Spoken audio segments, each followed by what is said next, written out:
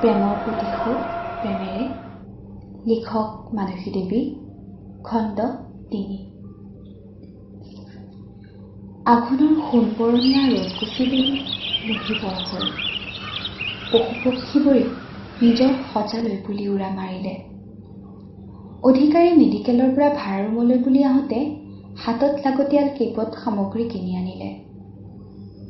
সম্ভৱতঃ সময় তেতিয়া ৭ বাজি পাৰ হৈ গৈছিল। তেনেতে অধিকাৰীৰ ঘৰলৈ কোনোবা অহাৰ সংকেত ঘণ্টি বাজি উঠিল।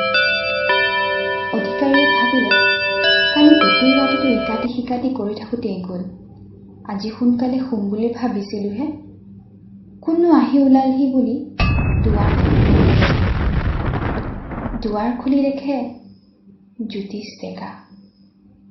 অধিকাৰী: অ' ডেকা, আহক ভিতৰলৈ সোমাই আহক। ডেকা: ব'লক বুলি কৈ দুয়োজন ভিতৰলৈ সোমাই গ'ল। এইফালে গাখীৰ নিবলৈ আহিছিলোঁ, আপোনাৰ তাত এপাক সোমাই যাওঁ বুলি ভাবিয়ে। অধিকাৰী: বৰ ভাল কৰিলে। কালি ৰাতি টোপনি নহ'ল বুলি কৈ যোৱা ৰাতি ঘটি যোৱা কথাবোৰৰ বিষয়ে ক'ব ধৰিলে অধিকাৰীয়ে। ডেকা: আপোনাৰ কথাবোৰ গম পাই ভালেই হ'ল। মোৰ আপোনাৰ তালৈ অহাৰ আচল উদ্দেশ্যটো শুনক। আচলতে আপুনি এই ঘৰটো সোনকালে এৰি বেলেগ ঘৰ এটাৰ ব্যৱস্থা কৰক। কথাষাৰ কৈ ডেকা গোটেই মানুহজন তেওঁ ঘামি জামি গ'ল। কথাৰ মাজতে ডেকাই অধিকাৰীক পানী এগিলাচ খুজিলে। একে গোটেই গিলাচ পানী খাই ডেকাই কথা আৰম্ভ কৰিলে। আজিৰ পৰা প্ৰায় 19 বছৰ আগতে আপোনাৰ ঘৰৰ মালিক নিশান্ত বৰুৱা আৰু নীলাঞ্জনা বৰুৱাৰ একমাত্ৰ কন্যা নীলা বৰুৱাৰ সৈতে পৰিয়ালটো বৰ সুখেৰে বাস কৰিছিল। নীলা বৰুৱা অপৰূপ সৌন্দৰ্যৰ গৰাকী আছিল। কঁকাললৈকে বৈ পৰা চুলি, হৰিণীৰ দৰে নয়ন জুৰিৰে নীলা বৰুৱাৰ প্ৰেমত সেই সময়ৰ দৰং মহাবিদ্যালয়ৰ বহুত ডেকা পাগল হৈ গৈছিল। কথাখিনি শুনিয়ে অধিকাৰীৰ মুখৰ বৰণ সলনি হৈ গৈছিল। অধিকাৰীয়ে ডেকা বুলি উচ্চাৰণ কৰিছিলহে। ডেকাই ক'লে, মই কথাখিনি কৈ শেষ কৰি লওঁ আগত, তাৰ পাছত আপুনি ক'ব। আৰু মই ইয়াত বেছি সময় থাকিব নোৱাৰিম, সোনকালে যাব লাগিব। কাৰণ ইয়াত বেছি সময় থকাটো নিৰাপদ নহয়। আপুনি শুনি যাওক খালি। দৰং মহাবিদ্যালয়ত পঢ়ি থকা সময়তে একেখন মহাবিদ্যালয়ৰ এজন ল'ৰাক মনে প্ৰাণে ভাল পাইছিল নীলাই। শুনামতে ল'ৰাজনেও নীলাক বহুত ভাল পাইছিল।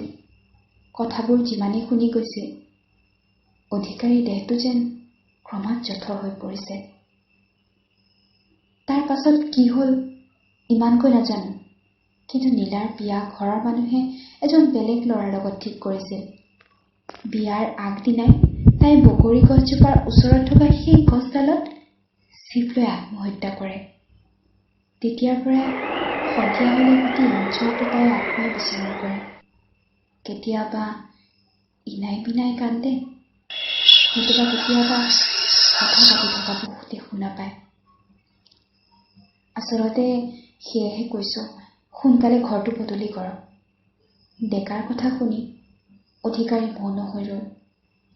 অধিকাৰী বুজিবলৈ বাকী নাথাকিল যে তেওঁৰ একালৰ প্ৰেয়সী নীলা বৰুৱাই এইজনী নীলা বৰুৱা। কিন্তু অধিকাৰীয়ে কোনো দিন কাৰো মুখৰ পৰা এই খবৰ গম পোৱা নাছিল। ডেকা: বাৰু আজিলৈ এৰিলোঁ, কাইলৈ অফিচত লগ পাম বুলি ডেকা যাবলৈ ওলাল। অধিকাৰী: বাৰু হ'ব বুলি কৈ ডেকা যোৱাৰ ফালে চাই ৰ'ল।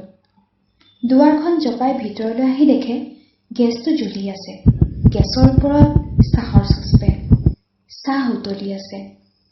গেছটো বন্ধ কৰি চাহকাপ বাকি খাই লোৱাৰ পাছতহে অধিকাৰীৰ মনলৈ আহিল, মইতো ডেকাৰ লগতে কথা পাতি আছিলোঁ, চাহ কেতিয়া বঢ়ালোঁ, মনত চোন পৰা নাই। অধিকাৰীয়ে অলপ ভয় খালে।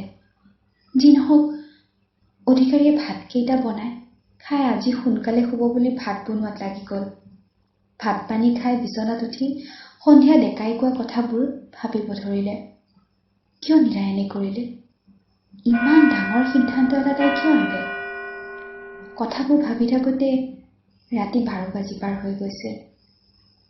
অধিকাৰীৰ শোৱা ৰুমটোত ধুনীয়া পাৰফিউমৰ সুগন্ধ বিয়পি পৰিছিল। খুব যেন চিনাকি চিনাকি লগাই সেই গোন্ধ। মাজনিশাৰ গিন্তিৰ সৈতে আকৌ উচুপি উঠিল অধিকাৰীৰ ঘৰৰ বাহিৰত কোনোবাই। অধিকাৰী কোনোবাই মতা যেন পালে। হৰি, অ' হৰি। মাতটো চোন নীলাৰ। অধিকাৰীৰ ভয়ত পেটতে হাত ভৰি লুকায়। কি কৰিব কি নকৰিব ভাবি থাকোঁতেই অধিকাৰীৰ দেশত কাৰোবাৰ হাতৰ স্পৰ্শ অনুভৱ কৰিলে। অধিকাৰীক জোৰকৈ সাৱটি ধৰিছে। হাজাৰ যত্ন কৰিছে যদিও মুক্ত হ'ব পৰা নাই সেই বহু বন্ধনৰ পৰা। হৰি, ইমান দিন ক'ত আছিলা? চিনি পাইছা? নীলা, মই তোমাৰ নীলা। মই যে কিমান তোমাক বিচাৰিছিলো। হৰি, নীলা, তুমি কিয় এনে কৰিলা? নীলা, কম, বহু সময় আছে, সকলো খুলি কম। তেনেতে নীলাৰ বাহুবন্ধনৰ পৰা হৰিক মুক্ত কৰি দিলে আৰু হৰি উফৰি গৈ বিচনাখনত পৰি গ'ল। ডক্টৰ হৰিপ্ৰসাদ অধিকাৰীৰ আৰু বুজিবলৈ একোকে বাকী নাথাকিল। বাহিৰত মেঘাচ্ছন্ন আকাশ, সূৰ্যৰ পোহৰে পৃথিৱী স্পৰ্শ কৰাৰ কিনিও সুবিধা পোৱা নাই। পুতুকৈ পৰীক্ষা কৰিছিল ৰাতি হৈ যোৱা ঘটনাবোৰ সঁচাই নে